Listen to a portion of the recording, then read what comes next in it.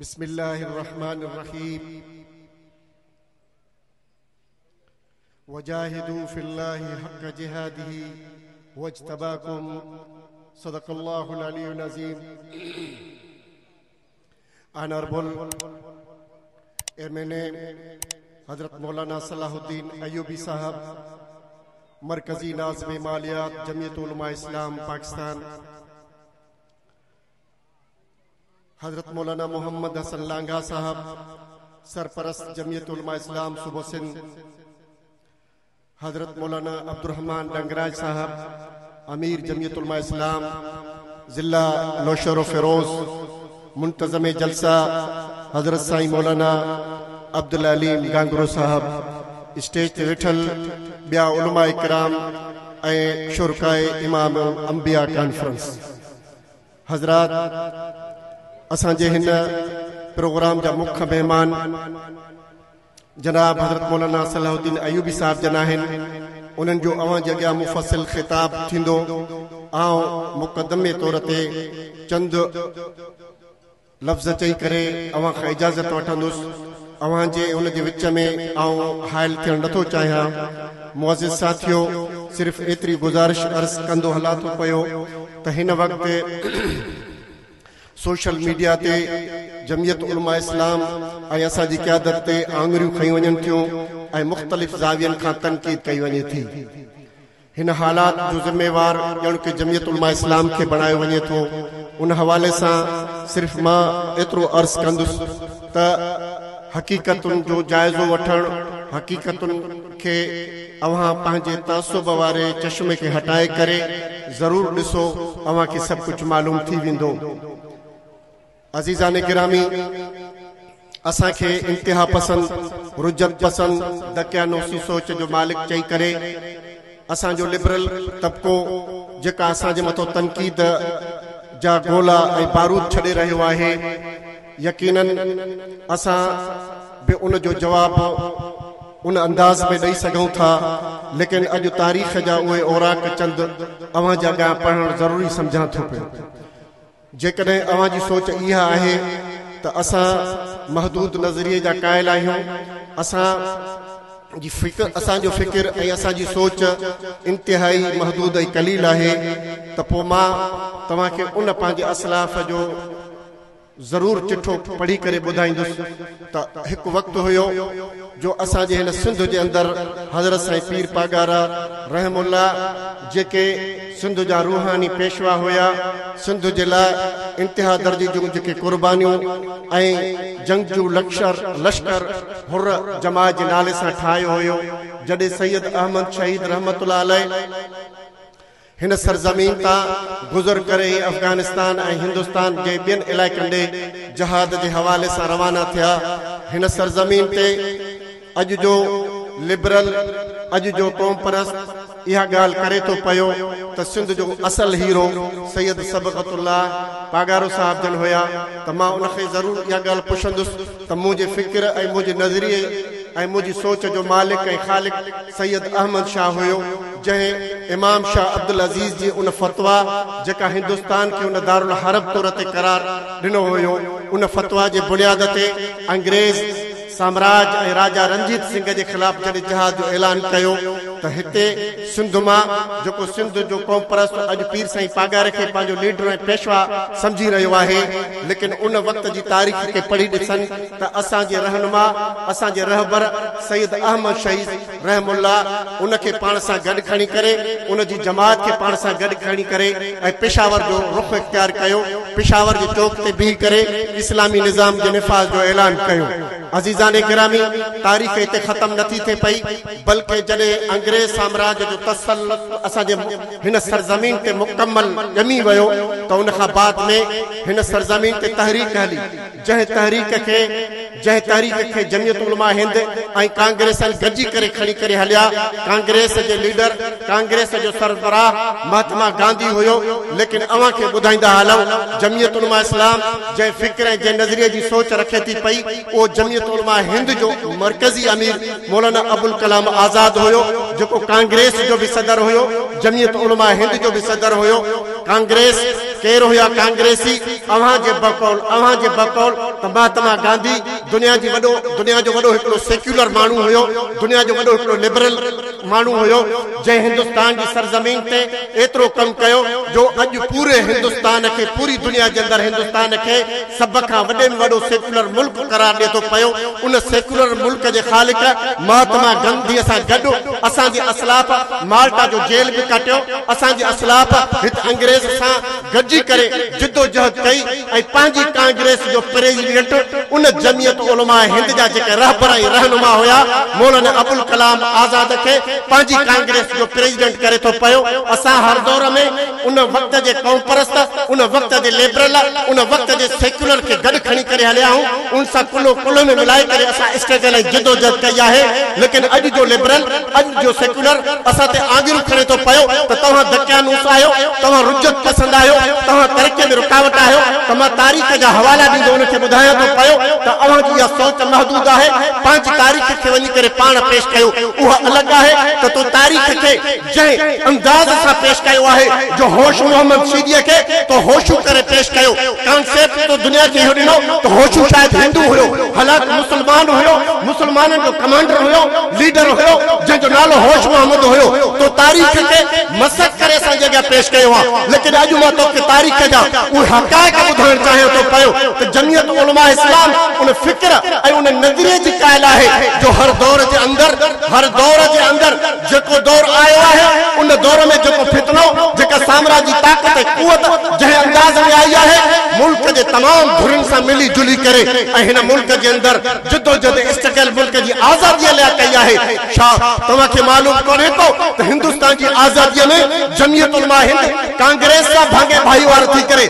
एतरो गजी कम कयो जो अज सब असा के कांग्रेस बोलो अज तो ये सा के चंदा है अजीजान गिरामी ही तो मुल्क की आजादी जला पर मुल्क के अंदर जड़े आमरन भी करे अयूब खान यो फिक्र यो नजरियो दिलो तो मुल्लाओ बुधायो मक्कन जो निजाम ता जो मुल्क के अंदर आया हर मुल्लो भी करे पांच गाल करे तो पयो पांच इस्लाम की गाल करे तो पयो तो उन अयूब खान के हजरत मुफ्ती महमूद मुल्क के तमाम जेके भी मजहबी दुर हुयो उन मजहबी दुरन के पेशवान के गड करे बाजी नुक्तन ते एक चार्ट ऑफ डिमांड पेश कयो तसा सब केरे भी मसले के सा केरे भी फिक्र सा असा जो ताल्लुक है लेकिन मुल्क में असा गडल निजाम इस्लामी निजाम जी असा तवा के दावत में तापिया इन बावी नुक्तन के कबूल कयो अजीजान गिरामी अवा के मालूम है जनरल जियाले इन मुल्क के अंदर आमिरत लगाई लेकिन जमीयत उलमा इस्लाम एक मजहबी जमात हुंदे बे पाकिस्तान कम्युनिस्ट पार्टी जो सरबराह कामराज जाम साकी होयो जो रूस जो नुमाइंदो होयो असा जे पाकिस्तान के अंदर उन सा मिली करे मुल्क के अंदर आमरीत के खिलाफ तहरीक हलाई थी पई जेल भरो तहरीक हलाई थी पई जेलर में वनी करे कोड़ा खांता पिया इन सेक्युलर सा गड भी करे इन कम्युनिस्ट सा भी करे इन कौम पर रसूल बख्श वली जैसा आई जनाब इस्फदर यार वली जे पी वली खान सा गड भी करे मुल्क के जेल कटता पिया तो असा के केरे कोने में ढकल चाहे तो पयो जाथे भी विंदे जे करे कौम पर धरन जो जायजो थदे जनाब गौस बख्श बिजन जे खावटी करे अख्तर महंगल ताई जमीयत उलमा इस्लाम बलोचिस्तान के कौम पर सरसादी कर रही है त खान गफार खान का वटी करे वली ताई जमीयत उलमा इस्लाम उन इलाके के कौम पर सरसा रही है पर गाल इते खत्म न थीते जने मुल्क के टोण जलाए कालाबाग डैम जो ऐलान थे तो पयो सिंध जो कौम परस्तू सिंध जो तमाम थियो कालाबाग डैम के खिलाफ सरापा एहतजाज कर तो पयो चयो से तो सिर्फ मुल्ला नहीं हर मसले पे असा जी नजर आए तेर शरीफ में तेर रही करे अल्लाह या रसूल दा किताब खोले करे कुरान में हजरत पैर वारो हदीस में हजरत पैर वारो फतवा जारी करे तो कालाबाग डैम थे कुफर जी कालाबाग डैम थे नाजायज ए हराम करा दे तो पयो मुजा अजीजान गिरामी उन कालाबाग डैम के खिलाफ बशीर खान कुरैशी सा डॉक्टर कादिर मक्सी सा रसूल बख्श वली देखा उन ठठे खवटी करे कश्मीर ताई डॉक्टर खालिद महमूद सुमरो कुल्ले में कुल्लो मिलाए करे तारीख हलाए तो पयो मुजा अजीजान गिरामी मुल्क के कौम परसन सा मुल्क के जमहूरियत पसंदन सा मुल्क के सेक्युलर एंड कम्युनिस्ट पार्टी सा हर दौर के अंदर गड भी करे जद्दोजहद कई है उन वक्त तो ताड़ी वजायूं जदे असा उन सा गड भी करे अगेंस्ट गल कयूं था पर जेकॾहिं कंहिं मसइले ते सिर्फ़ कंहिं मज़हबी धुर ते वार कयो वञे थो पियो कंहिं मज़हबी मसइले खे नेस्त ऐं नाबूद करण जी कोशिश कई वञे थी पई त असां एहतिजाज कयो आहे असां तनहा एहतिजाज कयो आहे कंहिं मज़हबी कंहिं सियासी धुर असां सां गॾु बीही करे असांजी उन ॾुख में शिरकत न कई आहे लेकिन अज़ीज़ान गिरामी जेकॾहिं तूं इहे सियासी हवाले सां पर मज़हबी हवाले सां जमीयत उलमा इस्लाम पूरे मुल्क के अंदर मुत्तहिदा मजलिस अमल ठाई तारीख़ जाफ़रिया के पाण सां गॾु खयो तारीख़ जेयूपी के पाण सां गॾु खयो अहल हदीस के पाण सां गॾु खड़ी करे मुल्क जे उन ऐवान बाला ऐं ऐवान ज़री में एतिरो उलमा जो तइदाद पहुचाइनि था पिया ॿाहिरि मुल्क जो प्रेसिडेंट जॾहिं उन असेंबली जे अंदरि अचे थो पियो त चवे थो त ही मुल्लनि जी असेंबली आहे ही पाकिस्तान जी असेंबली न आहे अज़ीज़ान गिरामी जेकॾहिं मज़हबी धुन सां बीही करे कुल्लो मिलाए करे असां हर तहरीक में फर्क़ जो किरदार अदा कयूं था अॼु को अल तशिया जो माण्हू अॼु को अहल हदीस माण्हू अॼु को ब्रेवली अॼु को कौम परस्त अॼु को वफ़ाक़ परस्त अॼु को जमहूरियत पसंद के पंहिंजी तारीख़ खे नसख नथो करे सघे पियो असांजी तारीख़ हर दौर जे अंदरि मुल्क जे अंदरि फराख़ दिलीअ जो इज़हार कयो आहे मुल्क जे अंदरि वसी ज़र्फ़ीअ जो मुज़ाहिरो कयो आहे उन्हनि सां गॾु बीही करे जदोजहद कई आहे लेकिन अॼु जो मुल्क अॼु जो कौम परस्त अॼु जो अहिड़े क़िस्म जी दकियानूसी सोच रखंदड़ सिंध यूनिवर्सिटीअ जो को उथे थो पियो दानिश्वर ऐं उहो चवे थो त मुल्लऊं तव्हां मुल्क में तव्हां इलाइक़े जे अंदरि हिंदुनि जी अक़लियत खे हिंदुनि खे तव्हां तस्लीम नथा कयो त मां पंहिंजी हिस्ट्री तुंहिंजे अॻियां ॿुधाई आहे त ॿुधी छॾिजां मुंहिंजी तारीख़ मूंखे ॿुधाए थी पई त मुंहिंजी बाबरी मस्जिद खे शहीद कयो तुंहिंजे इंतिहा पसंदनि शहीद कयो उनजे गुंबद ते वार कया उनजे मेंबर मेहराब ते वार कया लेकिन जमीयत उलमा इस्लाम जो को वर्कर न ॿुधाईंदे को कारकुन न ॿुधाईंदे जे वञी करे कंडियारो हुजे कंहिं मंदिर खे नुक़सान पहुचायो हुजे जेकॾहिं को इंतिहा पसंदीअ जो जंहिं मुज़ाहिरो कयो ख़ुदा जो कसम जे मुल्क जे अंदरि जमीयत उलमा इस्लाम न हुजे हा त पोइ सिंध वासियो ही तव्हांजो सूबो सिंध सूफ़ियुनि जी धरती शाइरनि जी धरती अल्लाह वारनि जी धरती न रहे हा बल्कि ये धरती पंजाब जो ॾेखड़े हाँ ये धरती कोटिया जो ॾेखड़े हाँ बस पूरी लाहे बेफिक्रे वारे जे तमाम माण्हुनि खे बैत बिहारे करे ॻोल्हण जो बुत बणाए पियो वञे लेकिन अॼु जमीयत उलमा इस्लाम सीसा पाई दीवार पलजी वई फिरका वारीअ जे ख़िलाफ़ जमीयत उलमा इस्लाम मुल्क जे अक़लियती बिरादरियुनि जे तहफ़्फ़ुज़ लाइ हमेशह पहिरें दर्जे जो किरदार अदा कयो आहे अॼु तोखे राइट नथो बणिजे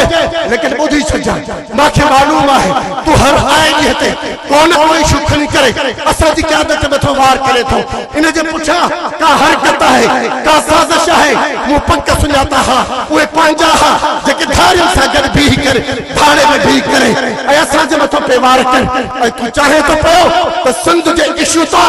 मां तवज्जो माण्हुनि जो हटायां डिजिटल आदमशुमारी हले थी पई वैसा खातियूं चल थी पई असांजे हुन जे अंदरि असांखे अक़लियत में तब्दील करण जी साज़िश कई पई वञे लेकिन तूं तवज्जो काॾे पियो हटाए राशिद महमूद ते तनक़ीद छो पियो करे मां सम्झा थो पियो तुंहिंजी तनक़ीद जो मक़सदु इहो आहे त ज़ैन शाह जी उन पंथ खे उन मार्च खे ज़ाइल कयो वञे मूंखे मालूम आहे त अॼु सिंध जे कुंड पुरुष जंग जरा में जमीयत उलमा इस्लाम जा जेके ताक़त भरिया इवेंट्स था उन इवेंट्स खे ख़त्म करण जे लाइ उन ते तवज्जो हटाइण जे लाइ अॼु तूं अहिड़े क़िस्म जा छो छा छॾे थो पए लेकिन ॿुधी छॾिजां पाण हिकु आहियूं मसाइल ते तवज्जो असांजी मुकमल तरह सां आहे इंशाअल्लाह ताला जमीयत उलमा इस्लाम उन ऐवान बाला खे वठी करे मुल्क जे हिन हर चौराहे चौक ताईं पंहिंजे मसाइल खे चङी तरह सां सम्झे थी पई